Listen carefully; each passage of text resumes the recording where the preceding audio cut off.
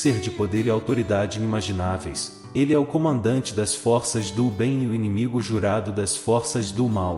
Vamos explorar as páginas da Bíblia para descobrir o papel crucial de Arcanjo Miguel, o comandante dos exércitos celestiais, e sua missão inabalável de defender a justiça divina. Será uma jornada fascinante ao mundo dos anjos, sua invencibilidade e como eles servem como os guardiões mais eficazes dos fiéis. Esta é uma história que desvendará mistérios e desafiará suas concepções sobre o conflito eterno. Em meio à vastidão do universo, um nome brilha com singularidade e majestade: Arcanjo Miguel. A Bíblia, uma fonte inquestionável de sabedoria, reserva o título de arcanjo exclusivamente para ele. Em Judas, versículo 9, somos apresentados a Miguel, o arcanjo, um ser de luz e poder incomparáveis. Mas o que torna Miguel um arcanjo? O segredo está na raiz do prefixo arco, que evoca a ideia de liderança suprema, um princípio transcendental e a força de um anjo poderoso. Este arcanjo Miguel ascendeu a uma posição acima de todos os anjos,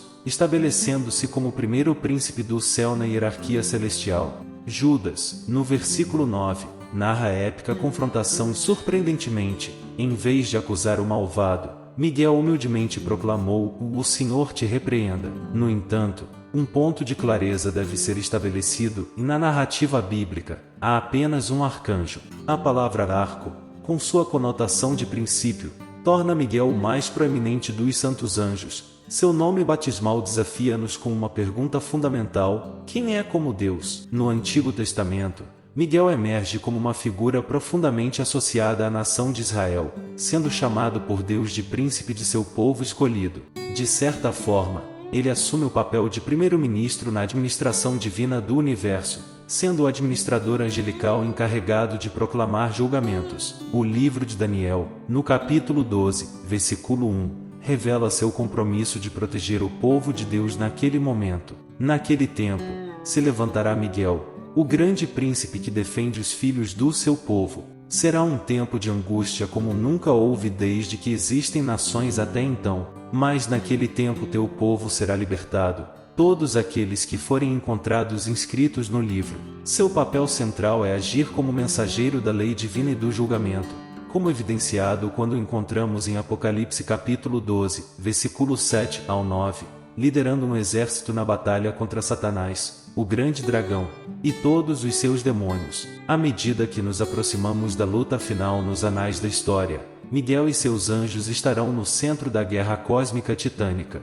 Esta batalha anunciará a derrota de Satanás e sua escuridão. Embora tenhamos apenas um vislumbre das razões que levaram à queda dos anjos, uma verdade é inegável: na rebelião contra Deus é o que os lançou na escuridão. Em Pedro capítulo 2, versículo 4, aprendemos que Deus não poupou os anjos quando pecaram, mas os lançou no inferno, prendendo-os em correntes de escuridão para serem guardados para o juízo. A rebelião desafiante de Lúcifer, seguida pela queda de cerca de um terço dos anjos que se juntaram a ele em sua maldade, representa o maior desastre na história de toda a criação. Mas quando isso aconteceu? A pergunta crucial não é quando os anjos foram criados, mas quando caíram. É difícil acreditar que a queda ocorreu antes de Deus colocar Adão e Eva no jardim do Éden. Até aquele ponto, a criação angelical era boa. Por inferência, antes de sua queda, Lúcifer era um ser resplandecente, um anjo de luz. Ezequiel 28 pinta um retrato vívido dele. Alguns acreditam que,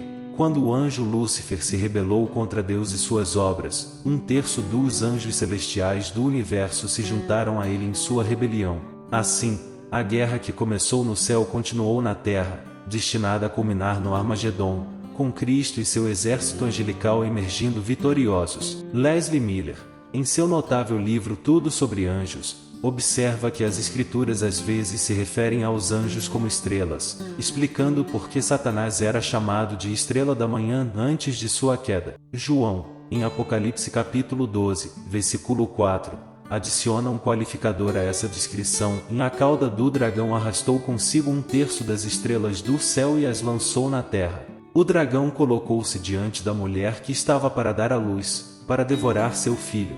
Embora saibamos que a Terra é o palco central desse conflito, não podemos ignorar o impacto que ele tem em todo o universo. É verdadeiramente inspirador considerar que, apesar de nosso tempo limitado neste planeta, desempenhamos um papel crucial nessa batalha cósmica. A luta que começou no Éden, situado em algum lugar entre os rios Tigre e Eufrates, no Oriente Médio, ecoou ao longo dos séculos. À medida que nos aproximamos do desfecho final das eras, vemos a cabeça de Satanás sendo ferida e derrotada, enquanto as forças de Deus ganham impulso. Neste momento, Arcanjo Miguel está reunindo seus exércitos para a batalha final de Armagedon. Sob a autoridade soberana de Deus, a Bíblia pinta sua última imagem do céu. Embora Satanás seja, em princípio, um inimigo derrotado, é evidente que Deus ainda não o removeu completamente do palco mundial. A Bíblia nos ensina que Deus designou anjos para o julgamento final, um momento em que Satanás será completamente removido do universo. A segunda vinda de Jesus será acompanhada pelo clamor do Arcanjo Miguel. Além de proclamar as gloriosas novas do retorno de Jesus Cristo, Miguel também compartilhará a mensagem de vida com todos aqueles que morreram em Cristo, aguardando a ressurreição. Como diz 1 Tessalonicenses, pois o Senhor mesmo descerá do céu com um grande brado, com voz de arcanjo e com o trompete de Deus, e os mortos em Cristo ressuscitarão primeiro. O profeta Daniel nos apresenta a figura de Miguel em um contexto de oração, quando Deus envia uma resposta por meio de um mensageiro que é confrontado por oposição até que Miguel, um dos príncipes principais, intervenha. Esta passagem em Daniel capítulo 10, versículo 13, revela que Miguel teve que lutar para garantir que a mensagem de Deus fosse entregue. Podemos até atribuir o título de general a Miguel, pois sempre que o encontramos, ele está envolvido em algum tipo de batalha espiritual. No entanto, seu papel como guerreiro também carrega uma responsabilidade especial para com Israel. Em Daniel capítulo 10, versículo 21 e capítulo 12, versículo 1, ele é identificado como o príncipe da nação, e a profecia nos assegura que, em um tempo de angústia sem precedentes, o povo de Deus será libertado, todos aqueles cujos nomes estão escritos no livro de Deus. É surpreendente como poucas pessoas realmente entendem a importância das influências angelicais nos assuntos humanos. A luta contínua e feroz entre os santos anjos dedicados a Deus e as forças das trevas alinhadas com Satanás é vividamente revelada no livro de Daniel. Este profeta oferece um relato poderoso da batalha que se desenrola no Antigo Testamento. Daniel estava em profundo luto por 3 semanas quando um anjo apareceu diante dele. Durante esse tempo, ele se absteve de alimentos, abstendo-se de carne, vinho e loções, enquanto orava junto ao rio Tigre. Um homem vestido de linho apareceu diante dele. Seu rosto brilhava como relâmpago, e seus olhos eram como tochas. Sua voz soava como o rugido de uma multidão. O que é notável é que Daniel foi o único a testemunhar essa visão. Os homens que o acompanhavam não conseguiram perceber a presença celestial e fugiram aterrorizados. A influência desse ser celestial sobre Daniel foi tão poderosa que ele se sentiu completamente enfraquecido. No entanto, assim que estava prestes a desmaiar, a voz do anjo Gabriel o despertou. O anjo revelou a Daniel que havia sido enviado a ele desde o momento em que ele começou a orar, mas sua jornada foi interrompida por um príncipe demoníaco que o desafiou em combate, atrasando-o. Nesse momento, Arcanjo Miguel interveio para ajudar o anjo e permitir que ele cumprisse sua missão a Daniel sem impedimentos. O propósito do anjo era transmitir uma mensagem a Daniel sobre eventos futuros no mundo, especialmente aqueles relacionados a Israel nos últimos dias. O encontro deixou Daniel tão fraco que ele não conseguia falar, mas o toque do anjo restaurou sua força e capacidade de se comunicar. Após cumprir sua missão, o anjo explicou a Daniel que precisava retornar à sua batalha contra o príncipe demoníaco, na luta em curso entre as forças do bem e do mal. Ao longo deste encontro, não houve alucinações ou sonhos. Foi um verdadeiro encontro com uma entidade celestial. Daniel orou fervorosamente a Deus em nome dos filhos de Israel, e Deus ouviu sua oração.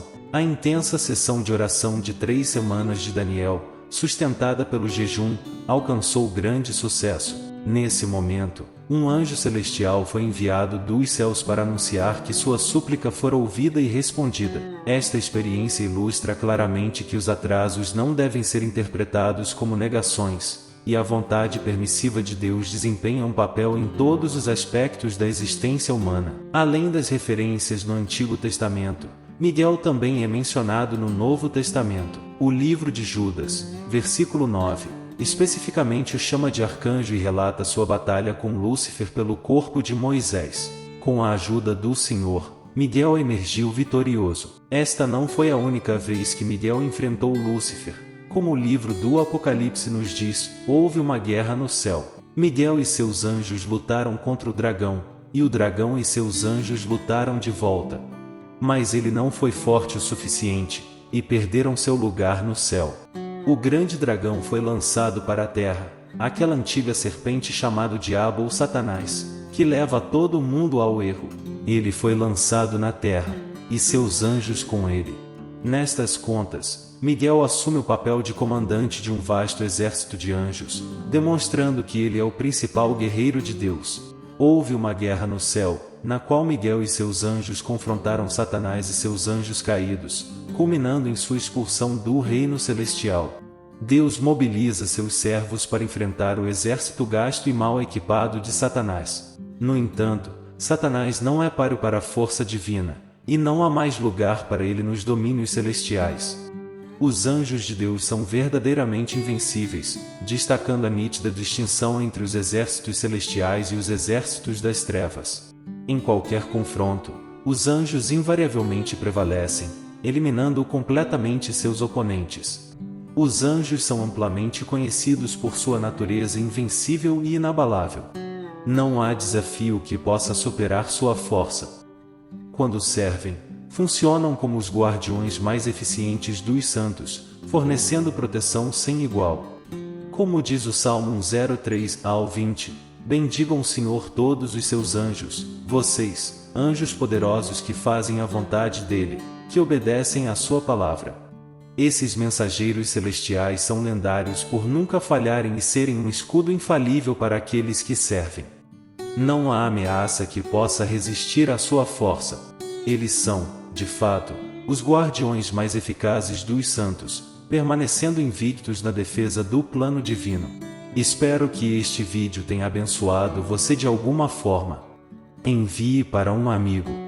Obrigado por assistir e até o próximo vídeo.